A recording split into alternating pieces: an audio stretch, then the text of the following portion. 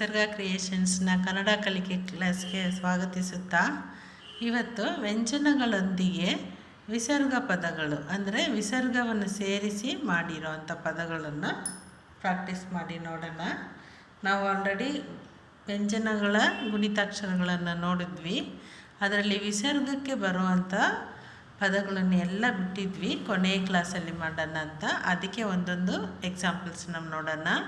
ಇದು ಹೆಚ್ಚಾಗಿ ಸ್ಯಾನ್ಸ್ಕ್ರಿಟಲ್ಲಿ ಬರ್ತಾ ಇರ್ತವೆ, ಅಂದರೆ ಕನ್ನಡದಲ್ಲೂ ಇದ್ದಾವೆ.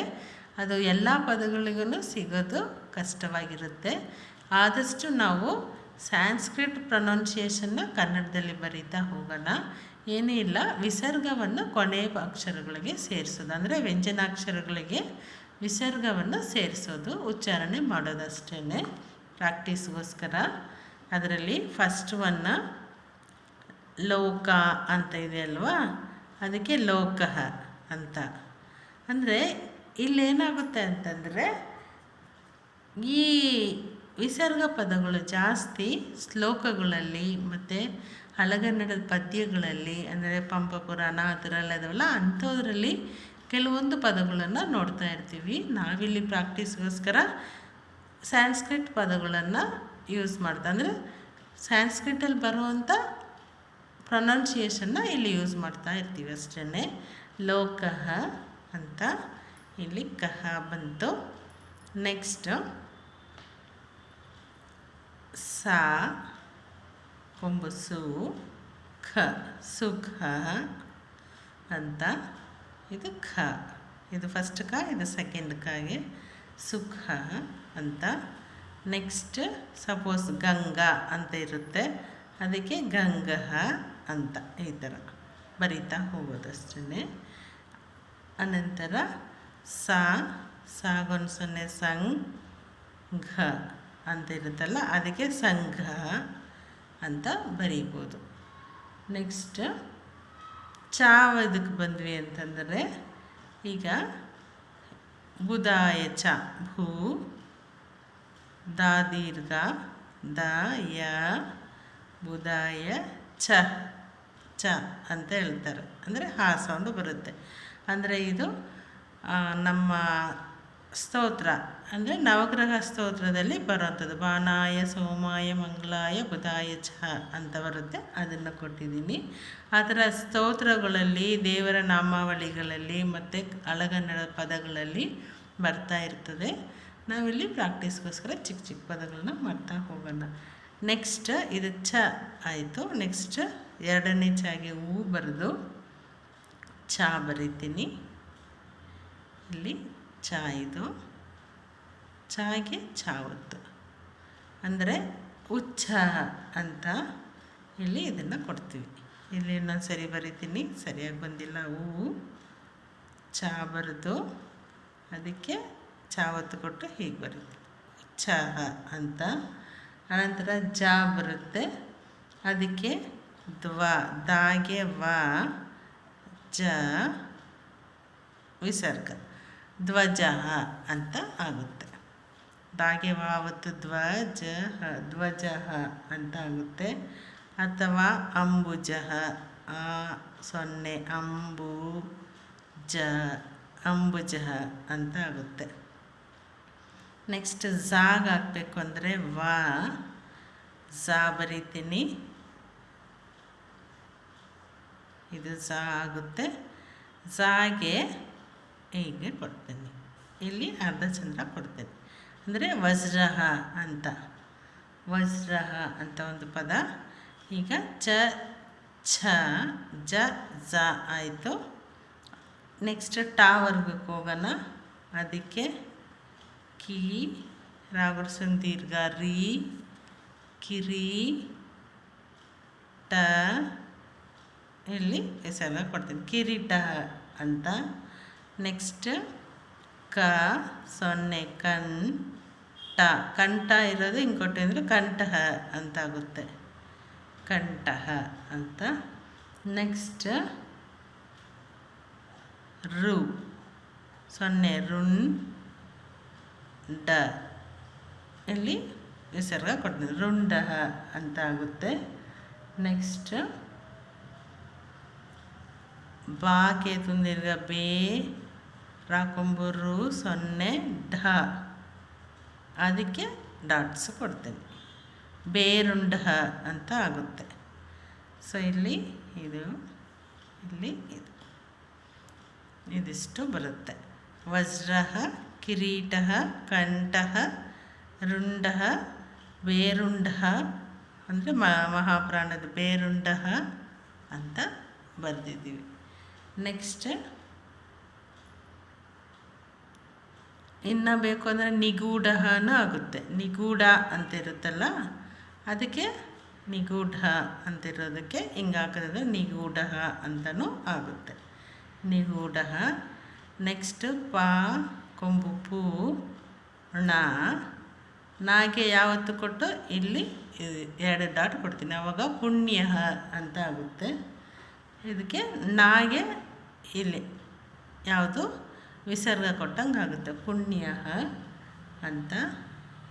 ನೆಕ್ಸ್ಟ್ ಸಾ, ಅದಕ್ಕೆ ವಾಸ್ವ, ತಾಗೆ ವಿಸರ್ಗ ಕೊಡ್ತೀನಿ, ಸ್ವತಃ ಅಂದರೆ ಇದು ತಾಲೈನ್, ಇದನ್ನು ಟಟ್ಟ ಡಡ್ಡ ನ ಆಯಿತು. ನೆಕ್ಸ್ಟ್ ಇದು ತಾ ವರ್ಗಕ್ಕೆ ಫಸ್ಟ್ ಒನ್ ಸ್ವತಃ ಅಂತ. ನೆಕ್ಸ್ಟ್ ಪಾ ದೀರ್ಘ, ಅದಕ್ಕೆ ಅರ್ಧಚಂದ್ರ, ಪ್ರಾಥ ಕಾಲ, ಕಾಕಿಲಿ ಕಾಲ, ಪ್ರಾತಃ ಕಾಲ ಅಂತ ಆಗುತ್ತೆ. ನೆಕ್ಸ್ಟ್ ಇವನ್ ಸ್ತೋತ್ರನೂ ಬರೀಬೋದು. ತ್ರಾ ಬರುತ್ತೆ, ಇಲ್ಲಿ ಸ್ತೋತ್ರ ಅಂತ ಆಗುತ್ತೆ. ನೆಕ್ಸ್ಟ್ ತಾ ಆದ ನಂತರ ಧಾ ಬರುತ್ತೆ, ಅದಕ್ಕೆ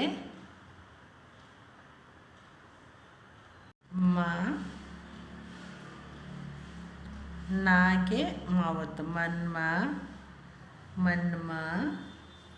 ಥ, ಇದು ಅದಕ್ಕೆ ಡಾಟ್ ಕೊಡ್ತೀವಿ, ಮನ್ಮತಃ ಅಂತ ಆಗುತ್ತೆ. ಸೊ ಸ್ತೋತ್ರ ತಾಗೆ ಬರುತ್ತೆ, ಇಲ್ಲಿ ತಾಗೆ ಕೊಟ್ಟಿದ್ದೀವಿ, 2-3 ಪದ ಕೊಟ್ಟಿದ್ದೀವಿ. ಇಲ್ಲಿ ಮಹಾಪ್ರಾಣ ತಾಗೆ ಇಲ್ಲಿ ಕೊಟ್ಟಿದ್ದೀವಿ, ಮನ್ಮತಃ ಅಂತ. ನೆಕ್ಸ್ಟ್ ಸಂಪದ ಅಂತ ಇರುತ್ತೆ, ಸಂಪದ, ಹಾ ಸೌಂಡ್ ಬರಬಾರ್ದು, ಹ ಸೌಂಡು ಬರಬೇಕು, ಸಂಪದ ಅಂತ ಒಂದು ಪದ ಬರೆಯೋಣ. ನೆಕ್ಸ್ಟ್ ವಾ ಏತ್ವಾ ದೀರ್ಘ ವೇದ ಅಂತ. ನೆಕ್ಸ್ಟ್ ಇನ್ನೂ ಒಂದು ಪದ ಬೇಕಂದ್ರೂ ಬರ್ಕೊಳ್ಳ, ಧನಂ ಅಂತ ಅದು ಬರೀಬೋದು. ನೆಕ್ಸ್ಟ್ ಭುವನಘ,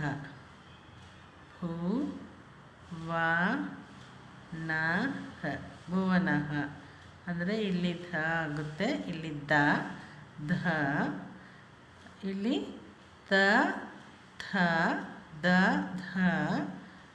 ಇಲ್ಲೂ ಧಾನ್ಯ ಕೊಟ್ಟಿದ್ದೀವಿ, ನ, ಇದಿಷ್ಟು ಪದ ಇದರಲ್ಲಿ ಬರುತ್ತೆ. ನೆಕ್ಸ್ಟ್ ಸೊ ದ ನ ಆಯಿತು. ನೆಕ್ಸ್ಟು ಪಾಲೈನಿಗೆ ಹೋಗೋಣ. ಅದರಲ್ಲಿ ಪಂಪ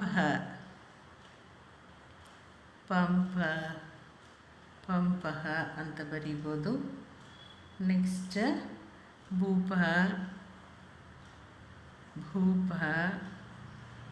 ಅದು ಬರೀಬೋದು, ಪಾಗೆ 2 ಪದನ ಕೊಟ್ಟಿದ್ದೀವಿ, ಭೂಪ ಅಂತಲೂ ಬರ್ಕೊಬೋದು. ನೆಕ್ಸ್ಟ್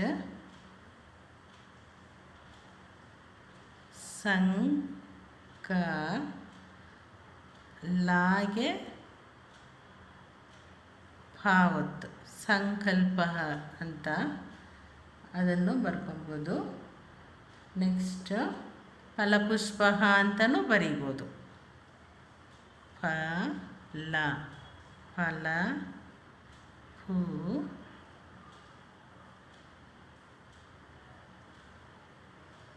ಶಾ ಬರಿತೀವಿ, ಶಾಗೆ ಪಾವತ್ತು ಕೊಡ್ತೀವಿ, ಇಲ್ಲೇ ಹಾಕ್ತೀವಿ, ಫಲಪುಷ್ಪ ಅಂತ ಆಗುತ್ತೆ. ಅಂದರೆ ಇಲ್ಲಿ ಪಾವತ್ತು ಅರ್ಧ ಒತ್ತಕ್ಷರಕ್ಕೆ ಬರುತ್ತೆ, ಫಲಪುಷ್ಪ ಅಂತ ಆಗುತ್ತೆ. ನೆಕ್ಸ್ಟ್ ಪ ಫ ಆದಮೇಲೆ ಭ ಬರುತ್ತೆ. ಅದಕ್ಕೆ ನ ಬಹ ನಭ. ನೆಕ್ಸ್ಟ್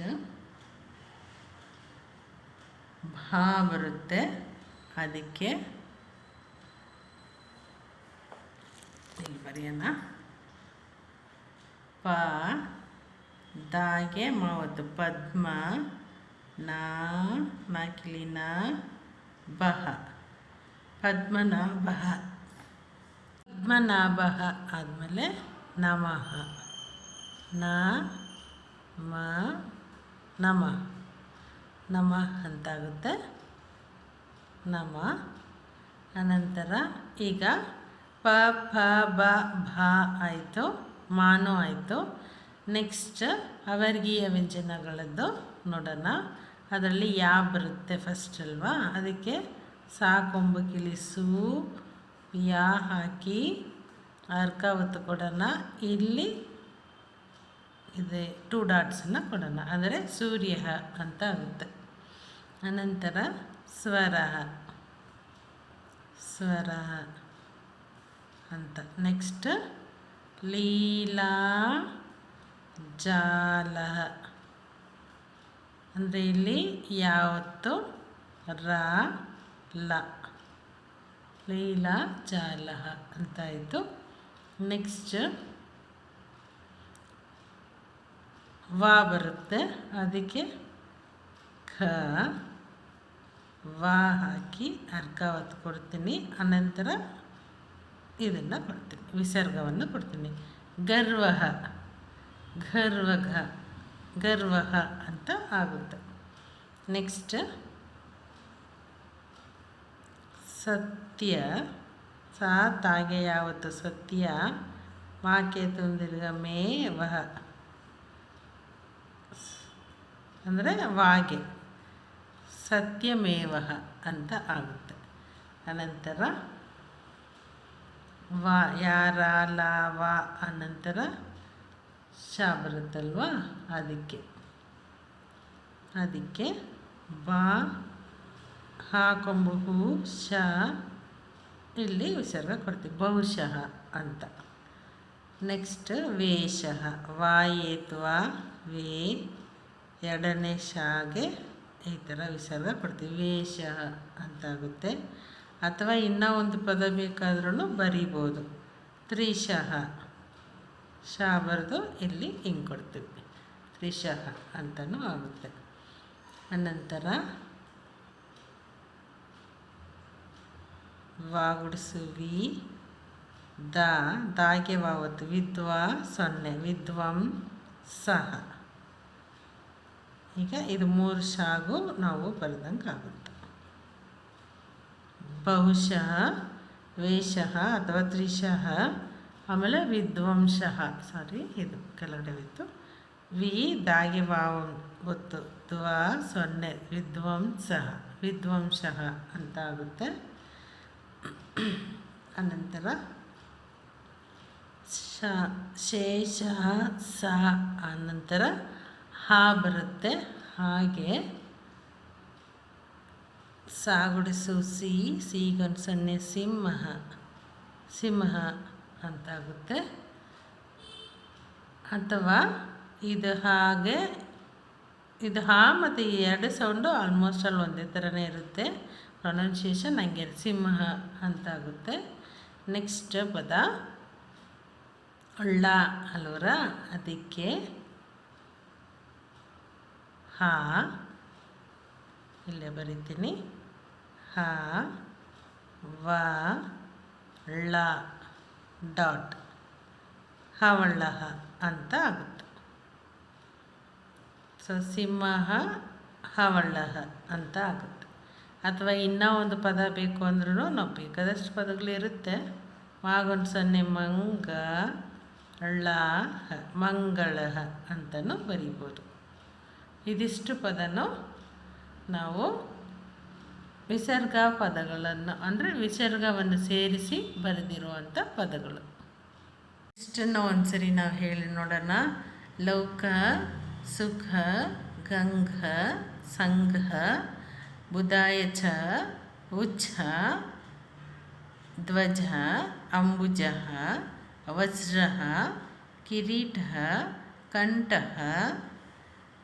ರುಂಡ, ಬೇರುಂಡ.